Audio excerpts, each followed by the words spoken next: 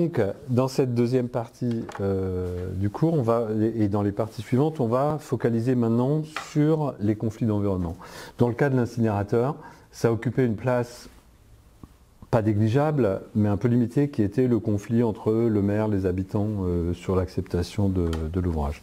Mais on a des dossiers dans lesquels ce conflit est beaucoup plus important. Donc, dans les années récentes, on a le barrage de Sivins, on a Notre-Dame-des-Landes, on a Europa City, le projet, vous savez, de centre commercial géant là, à Gonesse, hein, près de l'aéroport de Roissy. Et puis au fond, tous les quelques années, il y a vraiment des dossiers clés d'environnement qui deviennent des dossiers emblématiques et dans lesquels se jouent énormément de choses, hein, ou dans lesquels s'affrontent des visions du monde, des acteurs locaux, etc. Donc c'est quand même un aspect assez important de la compréhension du domaine de l'environnement, de comprendre ces conflits d'environnement et la manière dont on peut les interpréter et les régler. Donc c'est là-dessus que je vais me concentrer. Donc là, je m'appuie sur toute une série de travaux qu'on a fait sur la place de la négociation dans le règlement des conflits d'environnement. Cette question, moi je la pose sous l'angle de la négociation, mais ça va éclairer des débats plus généraux que vous retrouvez un peu partout dans les recherches sur l'environnement, des débats qui portent sur quels devraient être les modes de mise en discussion et de décision sur les projets collectifs. Et d'ailleurs, vous avez remarqué qu'à chaque fois qu'il y a un conflit d'environnement, sur Sivins, Notre-Dame-des-Landes ou autre, il y a des personnalités qui viennent s'exprimer à la télévision ou autre pour dire qu'il faut absolument qu'on change les manières de décider, qu'on revoie tout ça. Donc, c'est important pour la négociation, mais c'est aussi important pour comprendre mieux ces manières de décider. La première angle d'attaque, ça va être de se poser la question, quel est le modèle de la décision sur lequel on s'appuie, c'est-à-dire quelle conception on se fait du lien entre discussion et concertation et décision. Donc, le débat, en général, est structuré dans une opposition simple entre, d'un côté, une critique du modèle classique, et ce modèle classique, on le résume en disant décider, annoncer, défendre. Dit autrement, les pouvoirs publics décident d'un projet, ensuite, ils annoncent ce projet, par exemple en le mettant à l'enquête publique, et ensuite, les gens ne sont pas d'accord, mais les pouvoirs publics défendent le projet. Donc c'est toutes les critiques qui portent sur l'idée, par exemple, que le projet était tout ficelé, que ceci, que cela, etc. Donc ça, c'est le modèle classique d'aménagement. Et les critiques du modèle classique d'aménagement ont tendance à promouvoir un modèle alternatif qui en est, d'une certaine manière, la projection inverse, qui consiste à dire on va faire complètement autrement, on va mettre tout le monde autour de la table, ouvrir la discussion sur la nature du problème, le type de besoin qu'il y a à remplir, hein, c'est analyser, et puis on va définir tous ensemble une solution. Donc c'est l'idée de remplacer le porteur de projet qui défend son projet par le fait que la population discute et choisit collectivement un projet. Donc ces conceptions sous-jacentes, elles sont très importantes puisqu'elles impactent à la fois l'analyse par les chercheurs, l'évaluation de la décision. Selon l'idée qu'on se fait du processus idéal, on n'a pas du tout la même évaluation de la décision. Et puis bien sûr, la conception, l'organisation des modes de décision. D'après moi, cette opposition est trop simple parce qu'elle porte sur une seule question, à savoir qui porte l'initiative dans le processus de décision. Puisque ça se passe mal quand c'est un porteur de projet qui porte le projet face à la population, ben l'alternative c'est de changer qui porte le projet, c'est-à-dire qu'il faut que ce soit toutes les parties prenantes qui portent ensemble le projet. Donc pour moi ça c'est trop simple et il faut rajouter une dimension supérieure, une deuxième dimension, à savoir, qu'en est-il des asymétries de pouvoir? Parce qu'en fait, quand on critique le modèle décider, annoncer, défendre, qu'est-ce qu'on critique? Est-ce que c'est le fait qu'il y a un porteur de projet qui porte le projet? Ou bien est-ce que ce qu'on critique, c'est le fait qu'il utilise des asymétries de pouvoir d'une manière qui est inappropriée, à la fois politiquement et socialement, et puis du point de vue des résultats? Moi, ça ne me gêne pas que quelqu'un ait un projet de barrage ou un projet d'éolienne. Ce qui me gêne, c'est que dans les cas où son projet a des conséquences environnementales très négatives, il ne veut rien entendre et il utilise des moyens de pouvoir qui n'ont rien à voir avec le projet pour imposer le projet malgré les conséquences négatives. C'est ça qui me gêne. Donc ce qui me gêne, ce n'est pas l'identité du porteur, c'est la manière dont sont traitées les asymétries de pouvoir. Et du coup, on débouche non plus sur 2, mais sur 4 modèles de décision. Il va falloir rajouter un modèle que j'appelle instituer, délibérer, éluder, IDE. C'est le modèle dans lequel on met en scène une discussion entre les parties prenantes, qu'on manipule pour finalement faire comme si tout le monde avait décidé ensemble du projet qui en fait était le projet de quelques-uns. On a des exemples de ça dans le cours Théorie de la gestion sociale de l'environnement, quand je fais la critique de la gestion patrimoniale, dans le dossier de l'ours du Béarn, mais dans plein d'autres dispositifs. On a la caricature de dispositifs dans laquelle des élus créent une instance paritaire où tout le monde se réunit autour de la table, mais dans laquelle les règles du jeu et les réalités de pouvoir sont telles qu'on va éluder et cacher l'exercice du pouvoir et déboucher sur une manipulation. Et puis le deuxième modèle que ça permet de rajouter, c'est celui que j'appelle proposer, écouter, requalifier, dans lequel on assume que le projet est porté par un porteur de projet, mais ce porteur de projet, quand ses interlocuteurs émettent des objections, est capable de les écouter et éventuellement de redéfinir, de requalifier son projet. Vous avez des exemples de concerter, analyser, choisir qui soient de type grand projet environnemental? Parce que j'ai toujours l'impression qu'on se retrouve, enfin qu'on se retrouve jamais exactement dans la situation CAC là, mais toujours dans les 2 autres que vous venez de décrire. Qu'il y a toujours un truc institutionnel qui après quelque chose du type décider, annoncer, défendre, ça n'a pas marché précédemment, on va essayer autre chose, mais qui se retrouve toujours dans une position d'asymétrie forte ou quelque chose comme ça, sans que la décision provienne de tous les acteurs. Alors, en fait, des exemples du modèle concerter, analyser, choisir, oui, il y en a. Par exemple, il y a un très bon papier de Claude Henry dans les années 80 qui montre comment les Hollandais ont construit leurs barrières anti-inondation sur leur digue à la mer. Au départ, il y avait un projet, disons, de la technostructure, qui était un projet qui barrait de manière majeure les échanges entre le milieu marin et le milieu d'eau douce. Vous voyez de quoi il s'agit sur la Hollande. Donc la Hollande, il y a le delta du Rhin en Hollande, et du coup, c'est extraordinairement vulnérable aux inondations.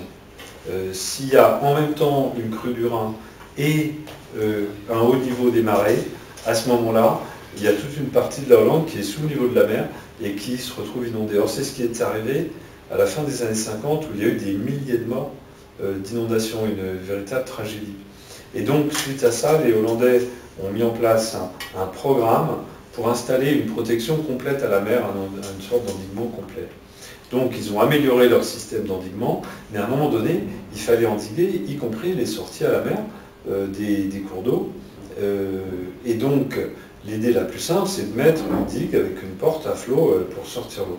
L'ennui de ça, c'est que ce projet-là, il coupait les échanges écologiques entre la mer et les eaux douces, avec des conséquences écologiques très fortes, des conséquences sur la pêche très fortes, des conséquences sur les activités de loisirs, les paysages, etc.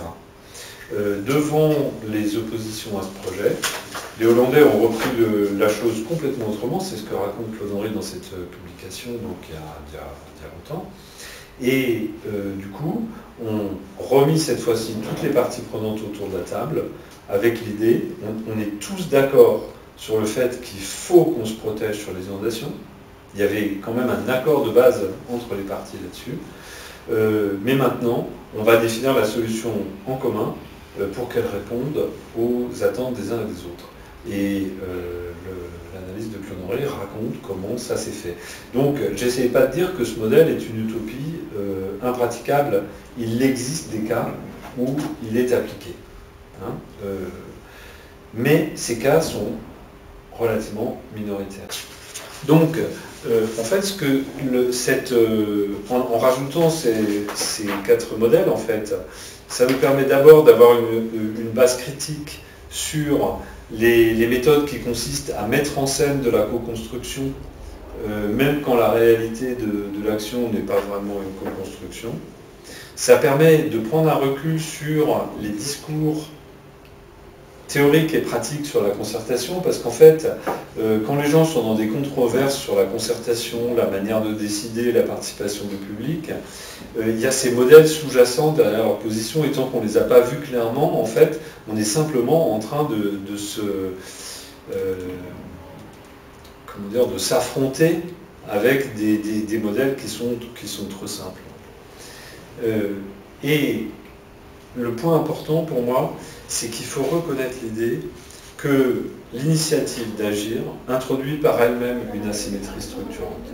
Dit autrement, quelle que soit la manière dont vous êtes organisé, le fait de prendre l'initiative d'agir crée une asymétrie. Quand je dis quelle que soit la manière dont vous êtes organisé, imaginez même imaginez que vous soyez dans une organisation purement horizontale. Hein, par exemple, un groupe de 20 étudiants, une promo de classe de 20 étudiants. Si 2 ou 3 étudiants prennent l'initiative d'organiser une soirée, bien qu'il n'existe aucune asymétrie de pouvoir institutionnelle entre les étudiants, le fait de cette initiative crée une asymétrie entre ceux qui proposent et portent le projet de soirée et les autres étudiants. Est-ce que c'est une mauvaise chose? Non, c'est juste une réalité des situations d'initiative. Il y en a certains portent l'action, d'autres se retrouvent en face et peuvent avoir des enjeux par rapport à ça. Par exemple, si 3 étudiants sur 20 veulent organiser une soirée et que ça tombe le jour où un autre étudiant a organisé son anniversaire avec 5 autres étudiants, ça risque d'impacter, et donc il est fondé à faire des remarques. L'asymétrie n'est pas en elle-même problématique. Ce qui est problématique, c'est l'exploitation des asymétries de pouvoir quand elle va trop loin. Et du coup, pour moi, le modèle proposé, écouter, requalifier, sa grande force, c'est qu'il repose sur une acceptation réaliste du fait que toute action doit être portée et donc comporte une part d'asymétrie, et que, en fait, on doit remettre au cœur de l'analyse le dialogue entre les porteurs du projet et ceux qui sont des objecteurs, des contradicteurs ou des opposants. Et qu'une fois qu'on a fait ça, on est à la fois plus clair sur le plan normatif. Le but n'est pas d'avoir tout le temps une décision horizontale collective. Pour la conception de l'action, eh bien, on peut organiser les choses comme un dialogue entre les porteurs du projet et les autres. On n'est pas obligé de mettre en scène des horizontalités fictives.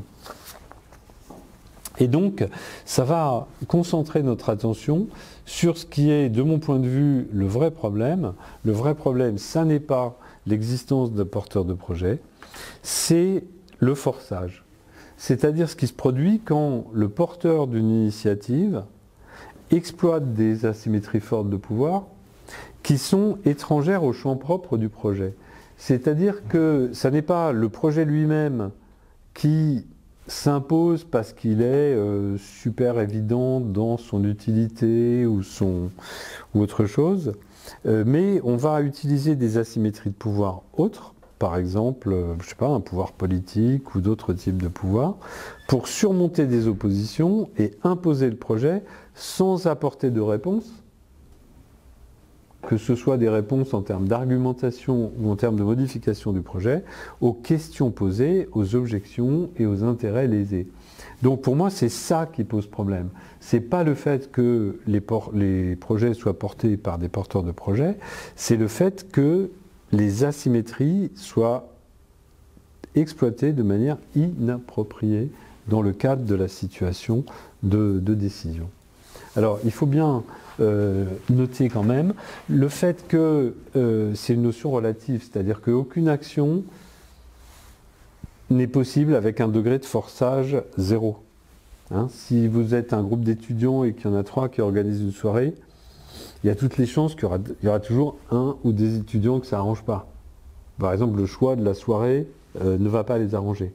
Ou bien le choix du thème ne va pas les arranger. Si c'est une soirée choucroute et qu'ils n'aiment pas la choucroute, ou si c'est une soirée salsa et qu'ils n'aiment pas la salsa.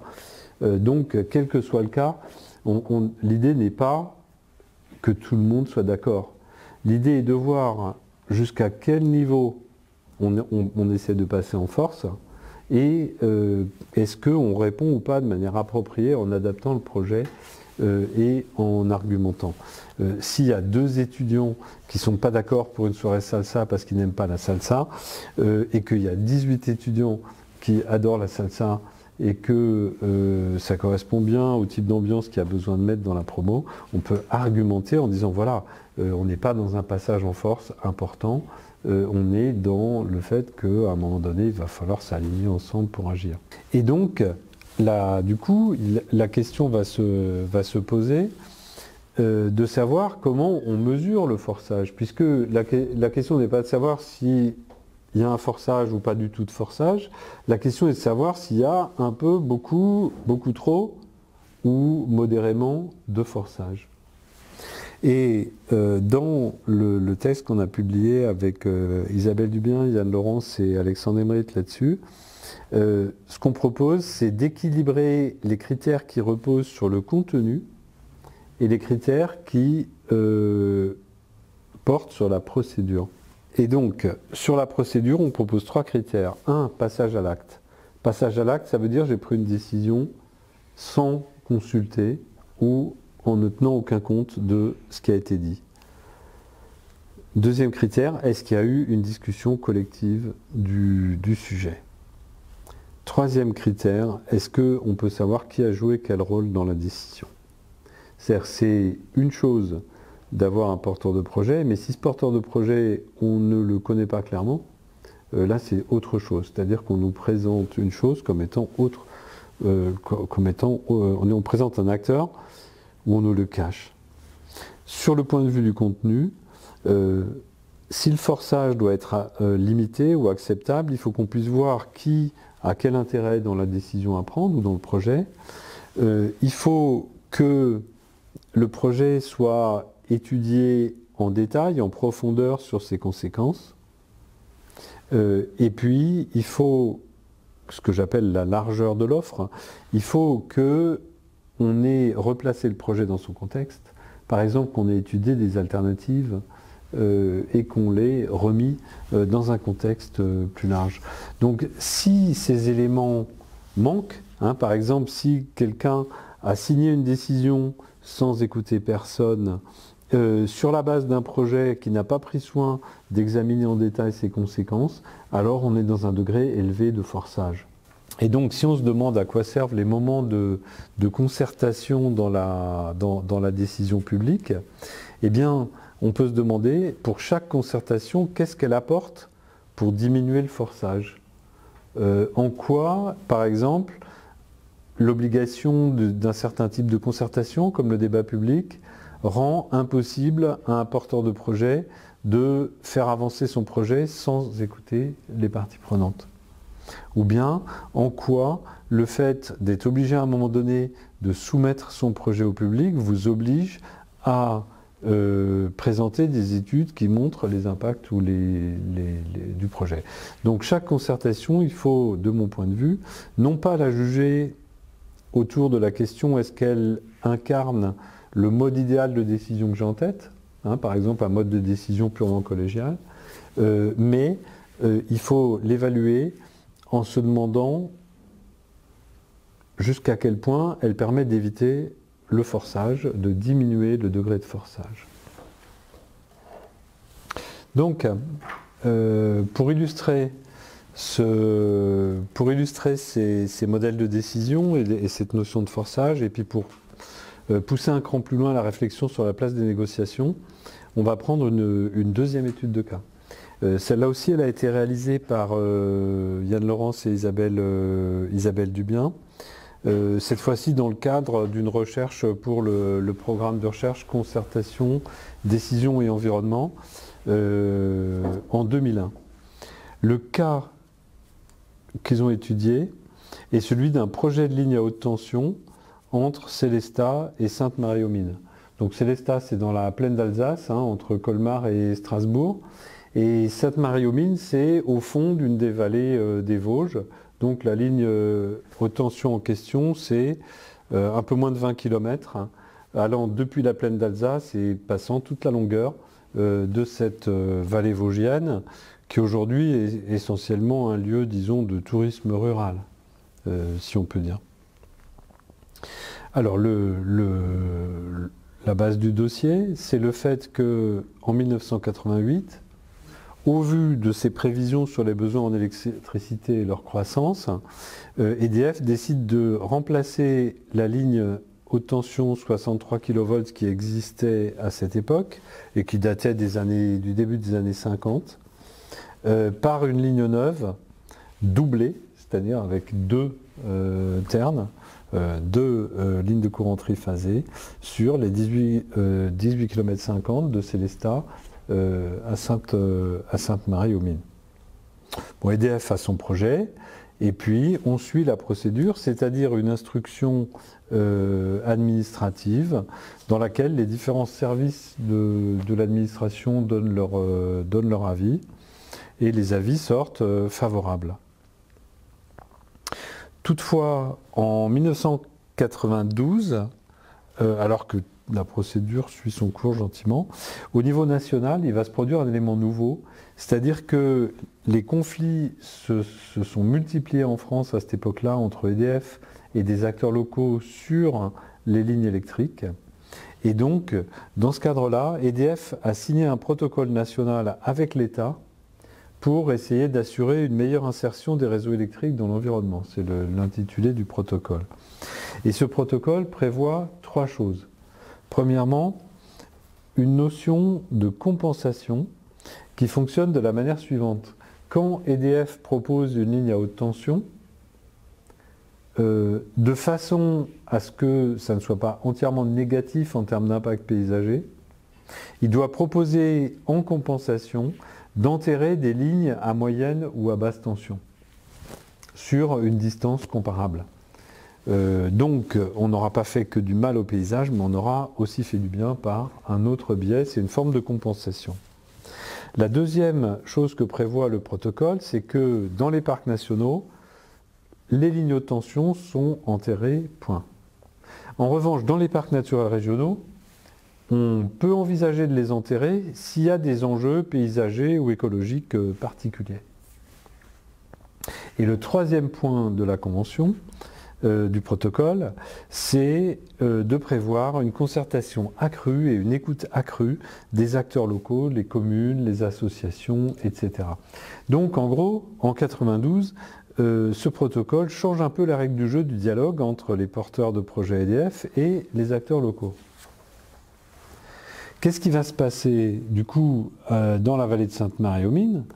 Eh bien, certains acteurs vont se saisir de ça et monter au créneau pour demander l'enfouissement de la ligne. C'est le cas du district du Val d'Argent, donc l'ensemble des communes de la vallée, de la Direction régionale de l'environnement, la DIREN, et du service départemental de l'architecture et du patrimoine, qui est chargé du patrimoine bâti et du paysage aussi. Et donc, ces acteurs demandent l'enfouissement de la ligne. En retour, EDF propose d'enfouir sur 750 mètres et propose d'enfouir la ligne moyenne tension 20 kV qui fait la desserte de détail de la vallée en passant un peu ailleurs. S'ensuivent une série de réunions dans lesquelles on examine les alternatives. Disons, en gros, poussé par ces acteurs, EDF accepte de discuter des alternatives dans des réunions et finalement explique que chaque alternative est impossible. L'enfouissement a trop d'inconvénients. Les autres tracés possibles pour la ligne, chacun a trop d'inconvénients. Et donc finalement, EDF maintient sa position, mais fait quelques concessions, puisqu'au bout de ces réunions, EDF propose 1,5 km de ligne enterrée, et toujours l'enterrement de la ligne 20 kV sur 20 km. Et puis EDF passe des accords avec quelques communes sur des points de détail, des localisations de pylônes ou des points de ce genre-là. Au terme de ce processus, EDF s'estime prêt pour poursuivre la procédure. Et là, la procédure prévoit deux choses en parallèle.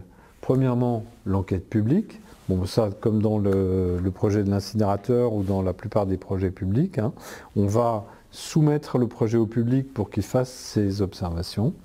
Et puis, il y a aussi une procédure de consultation des services administratifs et des communes par la direction régionale de l'industrie et de la recherche et de l'environnement, la DRIR, qui en gros est la direction régionale associée au ministère de l'Industrie, donc la tutelle d'EDF.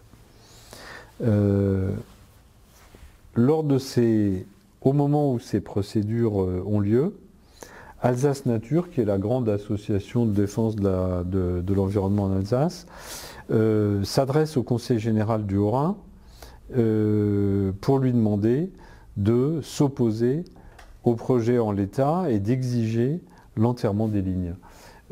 Alsace Nature fait ça parce qu'il y a un précédent récent à ce moment-là, puisque dans le cas de la vallée de Münster, qui est une autre vallée des Vosges, le président du Conseil général et le parc naturel régional se sont opposés à la création d'une nouvelle ligne haute tension. Et donc ils se disent, mais on va essayer de réitérer cette affaire-là. Au terme de l'enquête publique, le commissaire enquêteur rend un avis favorable. Mais le parc naturel régional et les élus demandent l'enfouissement de la ligne. L'ADIREN et le service départemental de l'architecture et du patrimoine donnent cette fois-ci un avis défavorable à l'enquête de l'ADRIR. Mais l'ADRIR va donner au final un avis favorable en arguant du fait que l'ADIREN et le SDAP ont changé d'avis, c'est-à-dire qu'ils avaient donné un avis favorable lors de la première tournée d'instruction et ils retournent maintenant avec un avis défavorable, mais comme ils ont changé d'avis, ça ne peut quand même pas peser sur l'instruction au point de revenir sur un avis défavorable. Et donc ce que vous voyez pendant cette année 95, c'est que deux choses se déroulent en même temps.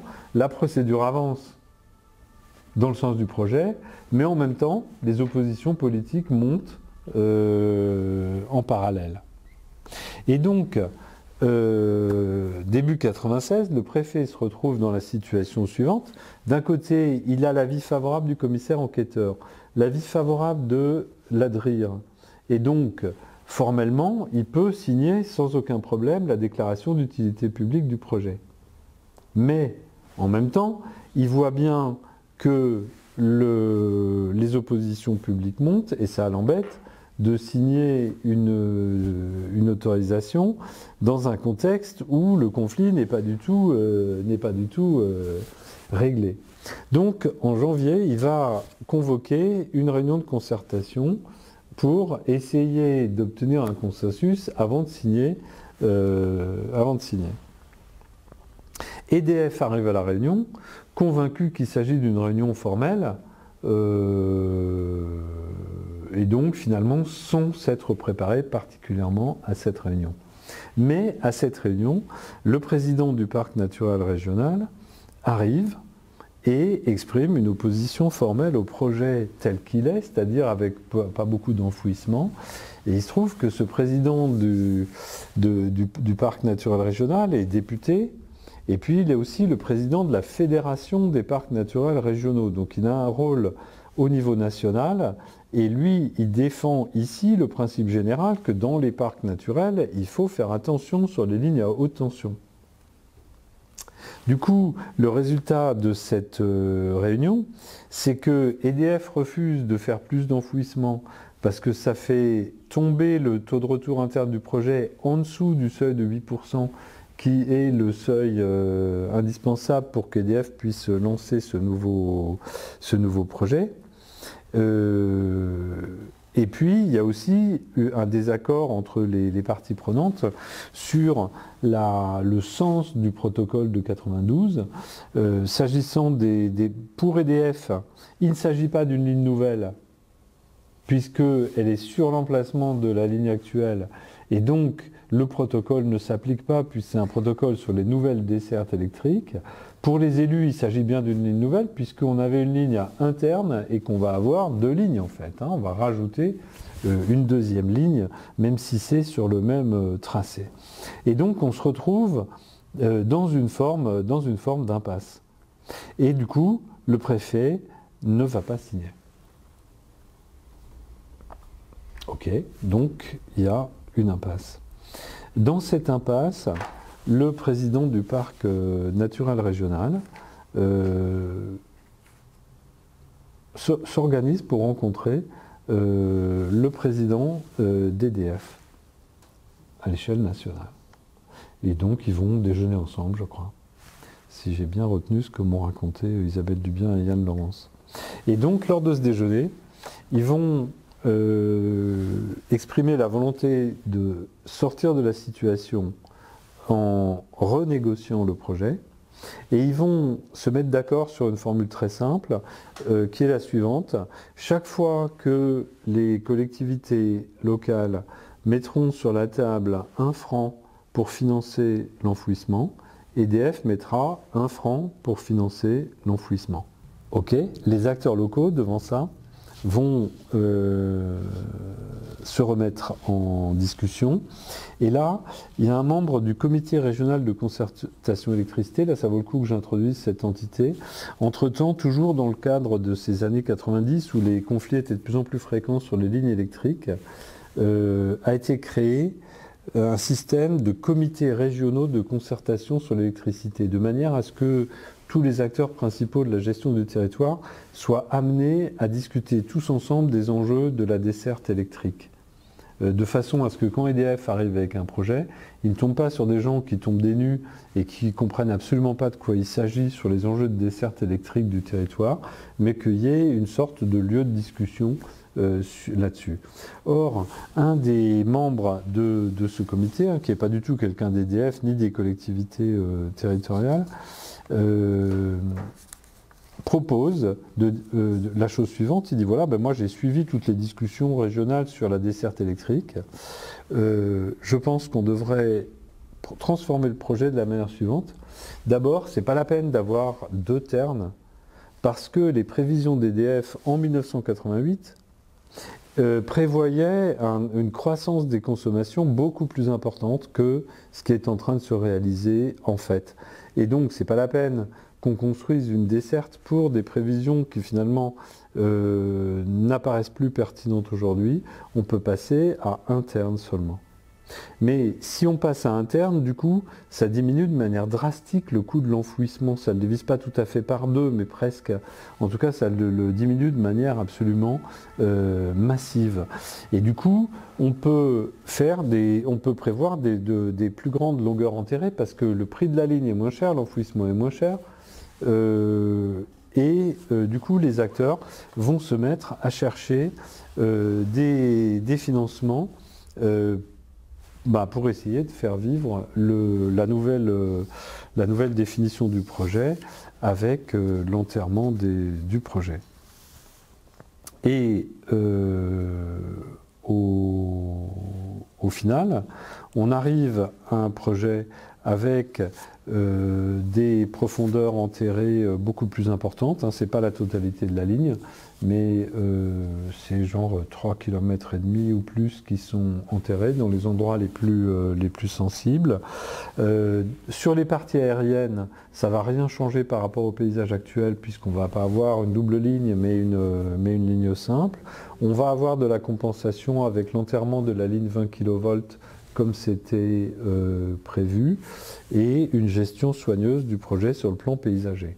À ce stade-là, on a un accord assez large de tous les acteurs et on s'achemine vers une nouvelle enquête publique puisque le projet a été profondément modifié. À ce stade-là, les communes du Bas-Rhin, il y a quelques communes du Bas-Rhin sur la ligne, se réveillent en disant mais eux ils ont obtenu de l'enfouissement et tout, nous on n'a rien obtenu, on n'est pas d'accord avec le projet, mais c'est trop tard. Par ailleurs, ils ne sont pas dans le périmètre du parc naturel régional, donc on leur oppose le fait que, un, ils arrivent trop tard, deux, ils ne sont pas dans le périmètre. Et en 1999, le nouveau projet est mis à l'enquête publique. La déclaration d'utilité publique est signée en 2000 sans opposition. Les conventions de financement sont mises en place et le projet va se réaliser dans ces conditions-là. Donc là, on a une étude de cas de conflit d'environnement. Alors, qu'est-ce qu'on peut lire là-dedans? D'abord, on constate quand même, au départ, une tentative de forçage. EDF essaye de passer en force. Et puis, des oppositions qui débouchent sur un blocage. Ensuite, on a une négociation pour sortir du blocage dû au forçage. C'est la négociation entre le président du parc et celui d'EDF. Et au bout du compte, on a une requalification profonde du projet et une amélioration spectaculaire des relations entre les acteurs. On voit bien, là encore, qu'il y a des négociations clés dans le processus de décision.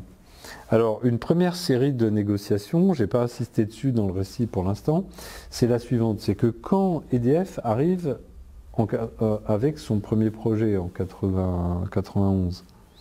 EDF a dans sa manche des concessions prévues face aux objections. Dit autrement, EDF arrive avec un projet de ligne entièrement aérienne, il sait qu'on va lui demander de l'enfouissement, des compensations, et donc il est prêt à concéder 800 mètres d'enfouissement plus l'enterrement de la moyenne tension. Dit autrement, le projet qu'il présente ne contient pas toutes les concessions qu'il est prêt à faire, il a des concessions prêtes à faire dans sa manche.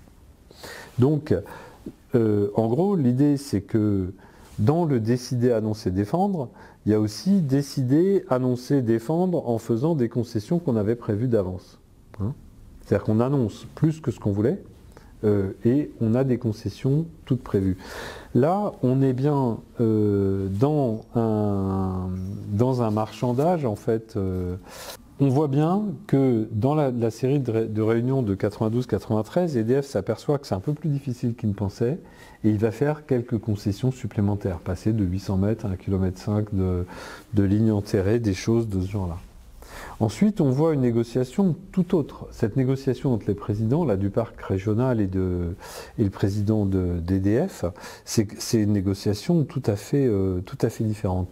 Et après cette négociation qui pose ses règles du jeu sur le cofinancement à niveau égal des surcoûts liés à l'enfouissement, eh bien on a toute une série de négociations qui vont s'enchaîner à toute vitesse pour redéfinir le projet.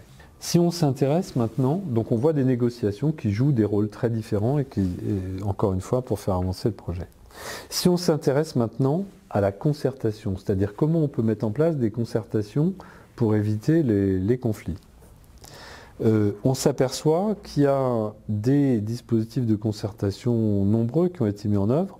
D'abord l'instruction mixte administrative, c'est-à-dire le fait d'avoir une instruction administrative où les différents services agricoles, la direction de l'agriculture, de l'environnement, de la santé, des paysages, architecture, etc. donnent leur avis, c'est déjà une première forme de concertation qui est prévue dans l'instruction de ces projets publics. Et de la même manière, les commissions ou les réunions de concertation convoquées par le préfet sont là pour clarifier l'origine des oppositions, cerner les intérêts en jeu, ralentir le processus de décision. Un des points clés sur lesquels insiste de manière tout à fait intéressante Isabelle Dubien et Yann Laurence avec cette étude, c'est de dire le rôle clé des processus de concertation, c'est de ralentir la décision quand ça ne va pas. C'est-à-dire il n'y a pas de consensus ou il n'y a pas une décision qui est acceptable par suffisamment de parties prenantes, eh bien ces processus de concertation vont mener à une mise en pause en fait du processus. Et cette mise en pause va avoir des résultats essentiels. D'abord parce qu'elle va laisser un peu de temps, qui vont permettre aux acteurs de réfléchir, de se réorganiser, et qui vont par exemple leur permettre de réaliser que les prévisions de consommation étaient surévaluées.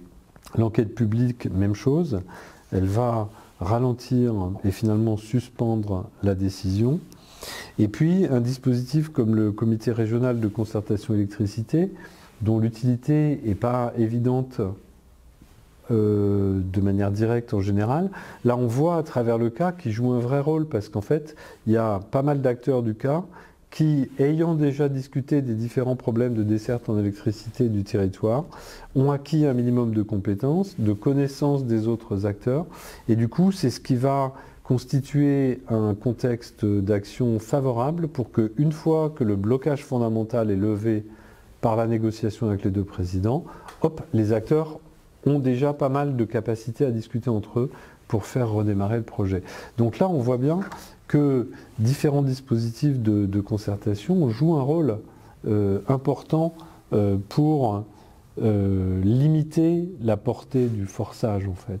Et puis, ce qui est frappant aussi, c'est de constater que parmi ces dispositifs de concertation, certains sont des dispositifs imposés par la loi. C'est le cas de l'enquête publique, de l'instruction mixte administrative. D'autres sont des dispositifs complètement ad hoc, quand le préfet organise sa réunion de concertation, elle n'est prévue par aucune procédure, il organise la réunion parce qu'il est dans une situation où il risque de signer une DUP où il y a tellement d'opposition que ça va déboucher dans une impasse. On verra tout à l'heure Notre-Dame-des-Landes. Ce n'est pas parce que vous avez une déclaration d'utilité publique que votre projet va se faire s'il y a trop d'opposition. On a une sorte de dispositif volontaire permanent, c'est ce comité régional de concertation. Et puis on a de la négociation complètement hors dispositif. Là, ce déjeuner des présidents, lui non plus, il est prévu par rien. Personne n'était là pour les entendre, les voir. Donc là, on est vraiment dans de l'informel pur.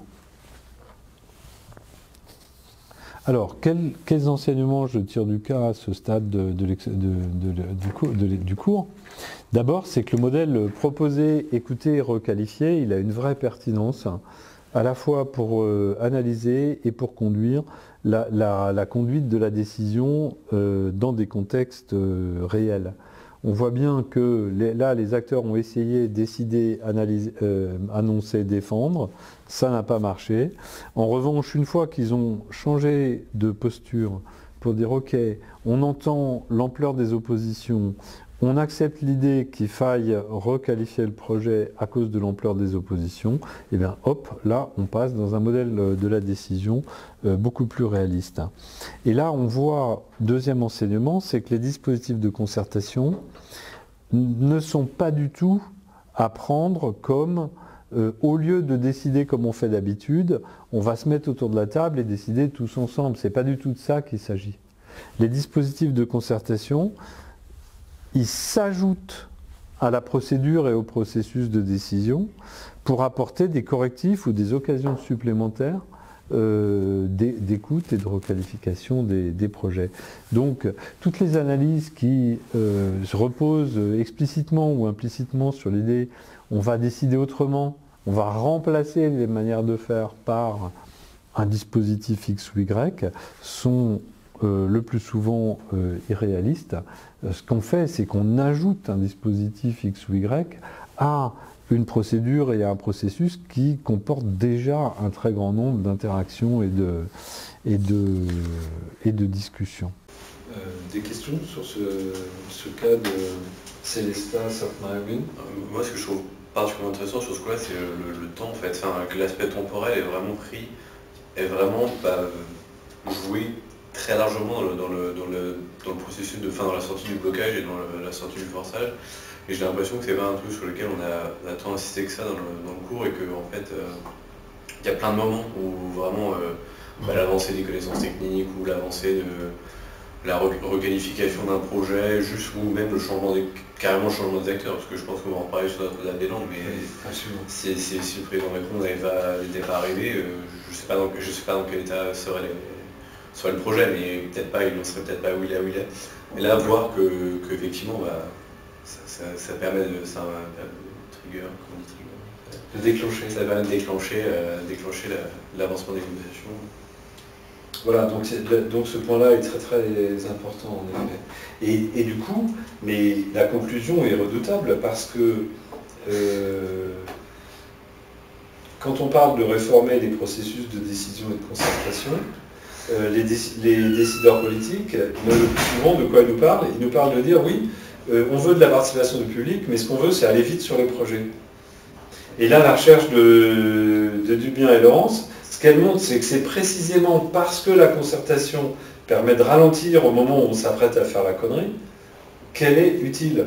Et donc là, il y a un vrai clash entre le résultat de l'analyse des processus en profondeur et les préconisations qui sont souvent faites, qui consistent à dire oui, la participation du public, mais on veut aller vite. Non, quand on veut éviter de faire des conneries, aller plus vite, c'est rarement la bonne solution.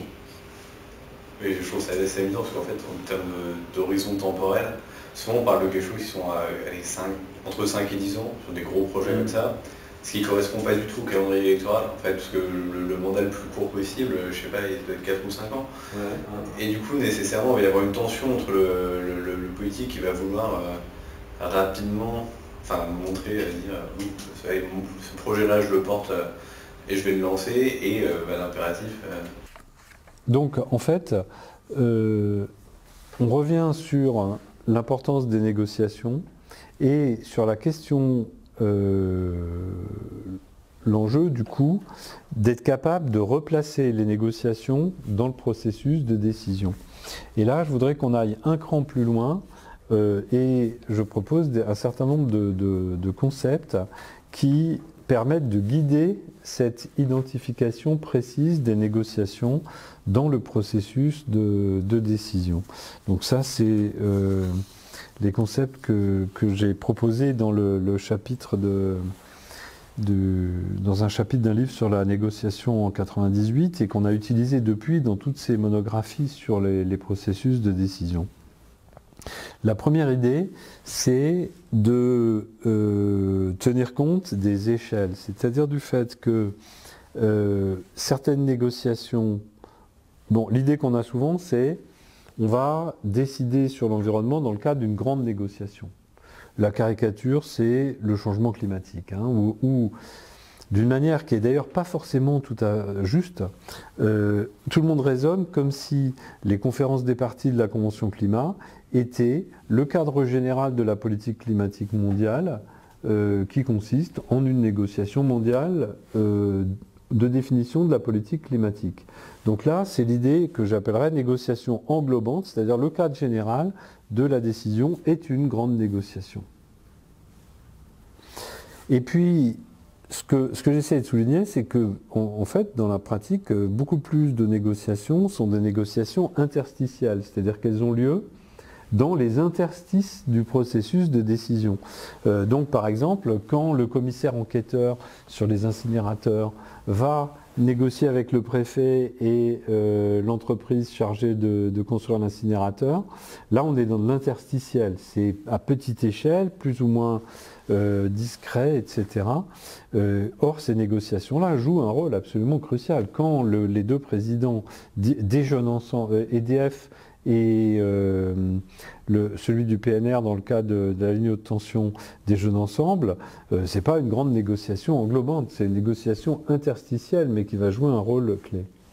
Et puis entre les deux, il y a des négociations que j'appelle composantes. C'est l'idée que pendant une certaine durée, la négociation va devenir la modalité principale de gestion d'un dossier.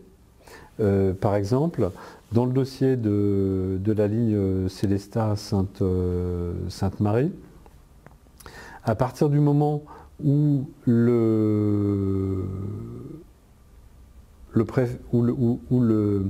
le préfet constate que c'est trop risqué de signer la déclaration d'utilité publique vu l'ampleur des oppositions, à ce moment-là, on va rentrer dans une phase où le traitement du dossier va consister essentiellement en réunions de concertation, de négociation, etc. Donc pendant plusieurs mois, la négociation va être la modalité retenue et la modalité dominante, la plus visible dans le traitement du dossier.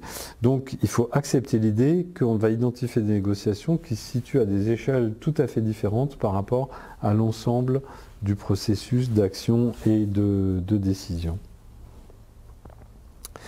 Deuxième élément, il faut accepter aussi l'idée que les négociations sont hautement variables dans leur niveau de visibilité.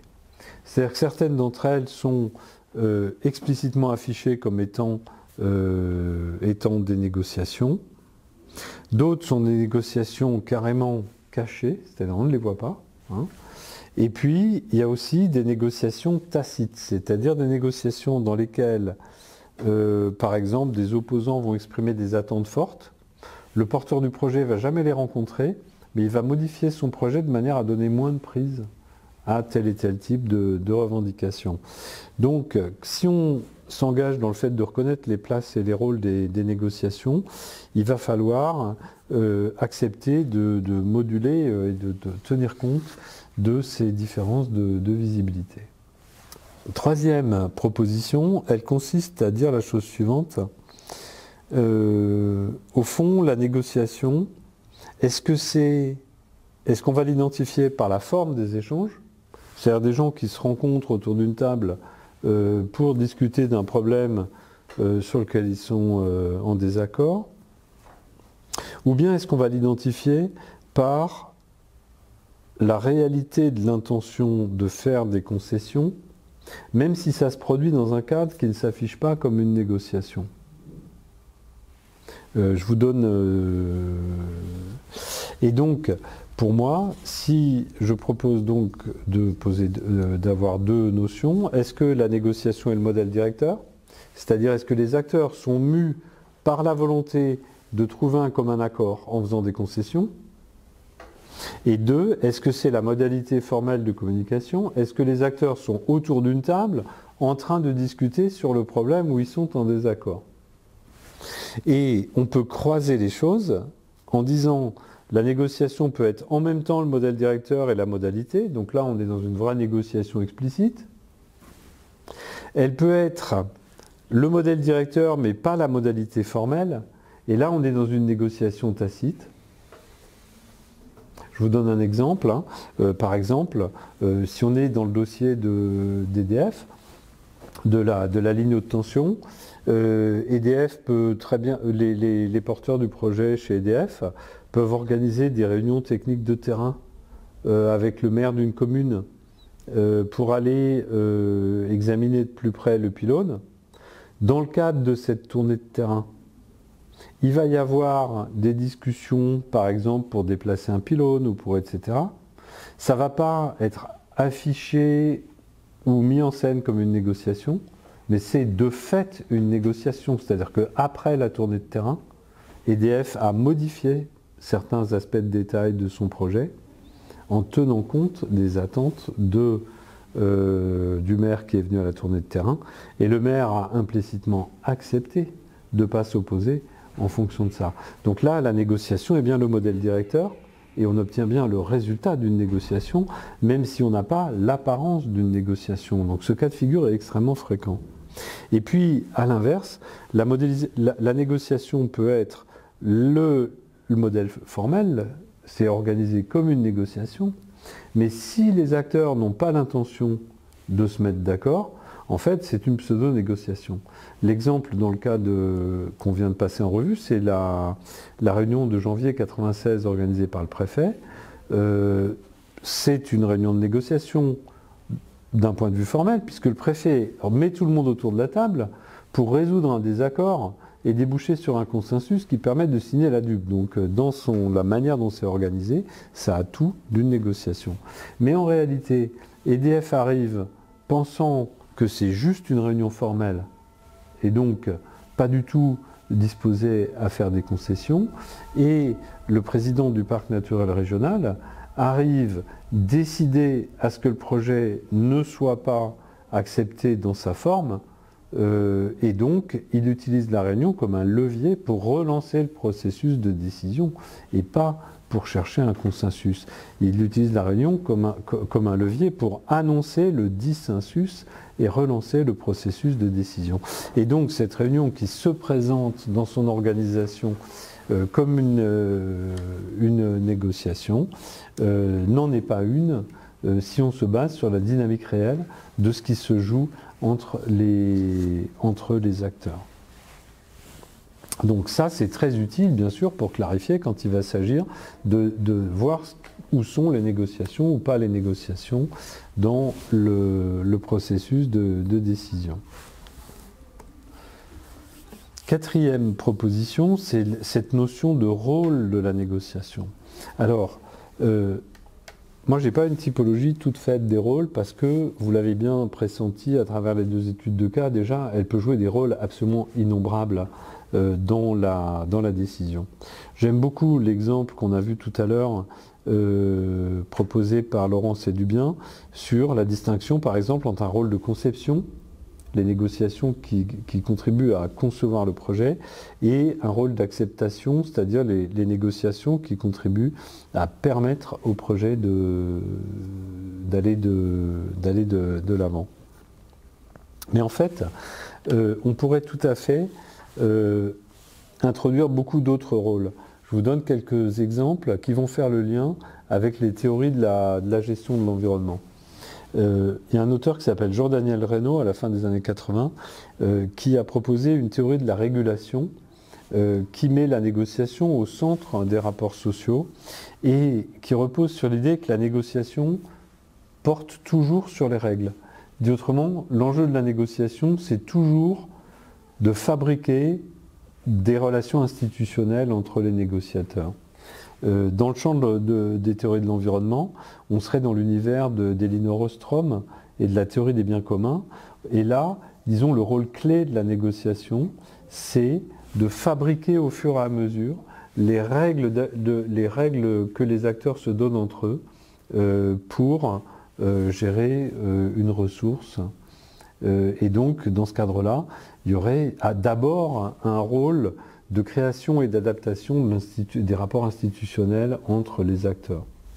Mais si je change de lunettes et que je choisis une autre des théories de la gestion sociale de l'environnement, par exemple la théorie de l'acteur réseau, à ce moment-là, la négociation, elle apparaît comme un opérateur pour changer des agencements socio-techniques. On négocie avec les coquilles Saint-Jacques, on négocie autour de l'adoption des techniques, et au fur et à mesure qu'on négocie sur les connaissances et les techniques, on modifie le réseau de relations sociales. Et donc là, le rôle principal de la négociation, c'est un rôle de changement des rapports socio-techniques et de l'organisation des réseaux sociaux et techniques au cours desquels nous opérons. Et si on change encore de cadre théorique et qu'on va sur l'analyse stratégique de la gestion de l'environnement, à ce moment-là, la négociation, c'est une des modalités de l'action asymétrique pour faire changer les choses en faveur de l'environnement. Et donc, dans les différentes confrontations que l'acteur d'environnement va devoir assumer pour faire aboutir son projet d'une meilleure gestion de l'environnement, eh bien, il va avoir des affrontements, des moments de coopération, mais aussi des moments de négociation. Et donc, la négociation est vue sous l'angle d'une activité qui, à un moment donné, va permettre d'infléchir un résultat stratégique et donc dans le cadre d'un raisonnement d'action stratégique. Donc là, j'ouvre simplement une porte qui, à mon avis, pourra aller beaucoup plus loin, c'est-à-dire l'idée que une des perspectives clés de recherche, ça va être de coupler les conceptions théoriques qu'on a de la mise en gestion de l'environnement avec les rôles qu'on envisage pour la négociation, mais aussi du coup la manière dont on analyse les négociations. Donc, jusque-là, j'ai insisté sur comment identifier la place des négociations, les identifier, les situer, mais donc il y a aussi ces notions de rôle sur lesquelles on pourrait aller très loin.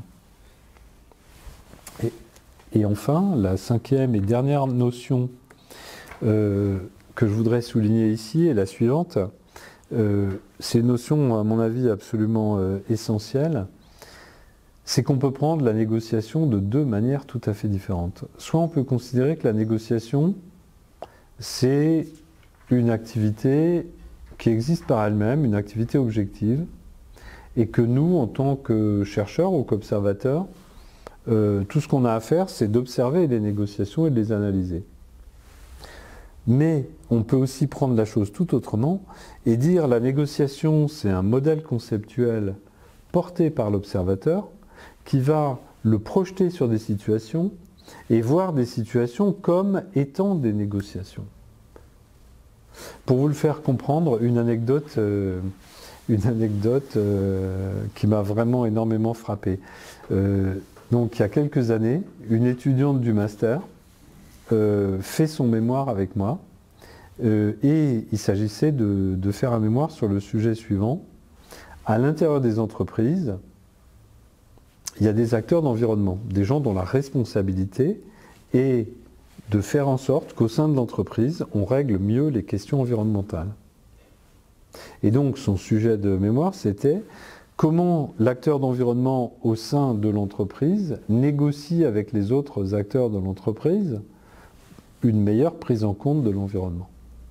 Hein, par exemple, si vous êtes le responsable environnement de l'entreprise, eh bien vous allez négocier avec les directeurs d'usine pour qu'ils fassent des progrès, par exemple, en utilisant davantage de matériaux recyclés ou en améliorant leur rejet ou en faisant mieux que la norme légale sur tel ou tel type de paramètres environnementaux.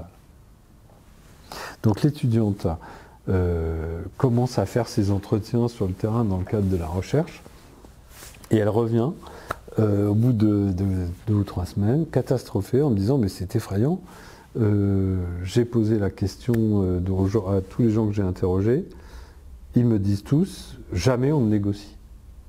Au sein de l'entreprise, ça n'existe pas. Il n'y a pas de négociation sur l'environnement. Pourquoi? C'est tout simplement que pour les acteurs internes de l'entreprise, dire qu'on négocie avec les autres composantes de l'entreprise, c'est dire il y a du désaccord, il y a du marchandage. Et donc l'entreprise est un lieu de dissensus. Or ça, c'est pas audible, c'est pas possible, on ne peut pas le dire. Donc du coup, pour les acteurs, ils ne vivent pas ça comme des négociations, et ils ne sont pas prêts à l'assumer comme des négociations. Quand le responsable environnement discute avec le directeur d'usine, il requalifie ça comme une discussion technique ou bien une rencontre entre cadres de l'entreprise avec un échange de vues intéressant, etc., mais pas comme une négociation. Et donc, le chercheur, lui, est-ce que ça l'empêche d'analyser ces interactions comme des négociations? De mon point de vue, absolument pas. On est bien dans un cadre où des acteurs qui sont interdépendants mais ont des intérêts divergents cherchent à prendre une décision commune.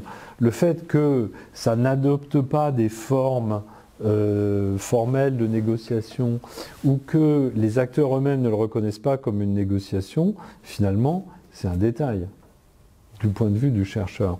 Alors cette distinction, elle a une énorme importance parce que quand il s'agit de développer les recherches sur les négociations en matière d'environnement, de quoi parle-t-on? Est-ce qu'on parle de développer les recherches sur les interactions qui se présentent comme des négociations ou qui sont présentées comme telles? Ou est-ce qu'il s'agit d'adopter le modèle conceptuel de la négociation comme pouvant nous aider à décrypter des situations d'interdépendance, qu'elles soient ou non présentées par les gens qui les vivent comme des situations de négociation? Donc cette distinction, elle paraît un petit peu académique, mais en fait, elle est tout à fait essentielle pour la bonne appréhension des problèmes de négociation. Et donc, dans l'environnement, pour moi, ce qui est le plus intéressant, c'est de voir qu'on peut aborder sous l'angle de la négociation des situations d'interdépendance, qu'elles se présentent ou pas aux yeux de leurs acteurs ou d'une manière évidente ou pas, comme des négociations. Par exemple, pour revenir à la distinction, une des distinctions précédentes. C'est pas parce qu'on n'a pas adopté la modalité, la négociation comme modalité formelle, que c'est moins intéressant d'analyser une interaction donnée sous l'angle de la négociation et en utilisant des théories de la négociation. Donc, toutes ces différentes notions, elles nous permettent d'avoir une méthode un peu plus générale pour analyser ces processus de décision et identifier dans ces processus le rôle et les places de la négociation, sans en avoir une vision a priori, mais en comprenant que ces rôles et ces places sont multiples et dépendent de manière très étroite de chaque cas.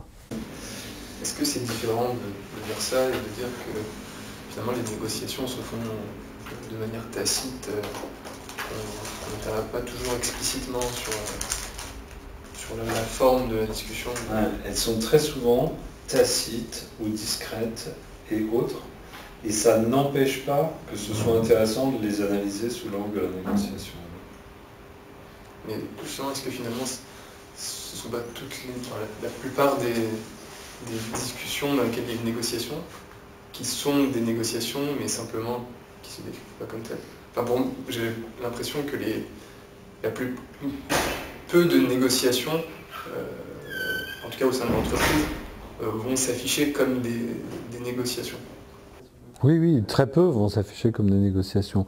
Et pourtant, c'est vraiment des négociations. Une autre anecdote géniale, c'est une étudiante du master spécialisé, politique publique et stratégie pour l'environnement, il y a quelques années, qui fait sa mission professionnelle, dans les masters spécialisés, ça s'appelle une mission professionnelle, dans une grande entreprise, une très grande entreprise technique française, et elle fait sa mission professionnelle auprès de la directrice environnement.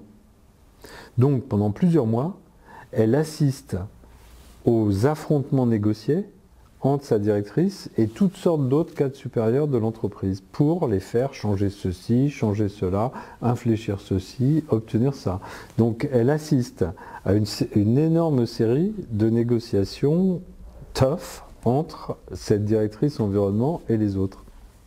Elle écrit, toute contente dans son mémoire, elle retrouve parfaitement la logique d'action asymétrique, stratégique, débouchant sur des négociations au sein de l'entreprise, et elle écrit tout ça dans un mémoire magnifique. Le mémoire est transmis aux personnes qui l'encadrent, c'était deux jours avant la soutenance dans la thèse professionnelle, puisque c'est comme ça que ça s'appelle dans le master spécialisé, et transmis à sa responsable, qui réagit de manière hyper violente en appelant l'équipe pédagogique du master spécialisé, en expliquant que c'est inconcevable que la soutenance puisse avoir lieu, qu'elle ne comprend même pas comment l'étudiante a pu se permettre de faire quelque chose de semblable, etc. Alors que l'étudiante a décrit l'activité héroïque de sa responsable dans la négociation permanente de l'environnement au sein de l'entreprise. Mais le fait de le dire et de le mettre sur papier était impossible. Et donc les 2 jours suivants ont été pour nous consacrés à la diplomatie, pour arriver à recréer les conditions possibles de la soutenance et à négocier la suppression de 1/3 du texte de tous les passages qui montraient ces négociations avec leur caractère tendu, même si en partie coopératif, le côté ambivalent qu'on a vu dans le cours. Du coup, effectivement, pour moi, ça a été extraordinairement éclairant, c'est-à-dire que la grille de lecture, action stratégique de l'acteur d'environnement, qui débouche sur des requalifications négociées de ce que font certains acteurs dans l'entreprise, est inaudible, en fait. Comme analyse explicite qu'on puisse écrire sur ce qui se passe dans l'entreprise. Et pourtant, ça décrit vraiment l'axe essentiel d'activité de la personne. C'est ça qui est extraordinaire. C'est que ça touche juste sur la réalité de l'action et ça débouche sur quelque chose qui est à peu près impossible à écrire. Donc de mon point de vue, ça valide quand même la pertinence de cette approche en termes de stratégie et de négociation, mais ça montre qu'il y a une difficulté particulière, mais qui n'enlève rien à la pertinence en fait. Hein, c'est-à-dire que c'est hyper facile d'avoir un discours sur l'entreprise comme lieu de coopération généralisée sur l'environnement. Cool, facile. On peut l'écrire, on peut en parler, on peut organiser des cocktails, conférences là-dessus, ça n'y aura jamais de problème. Le problème, c'est que ça ne correspond pas à la réalité de l'action de changement. Mais par contre, le modèle ou la perspective stratégique et négociatoire que je défends, elle correspond plus nettement à la réalité de l'action de changement, mais elle est un peu plus difficile à mettre en discussion.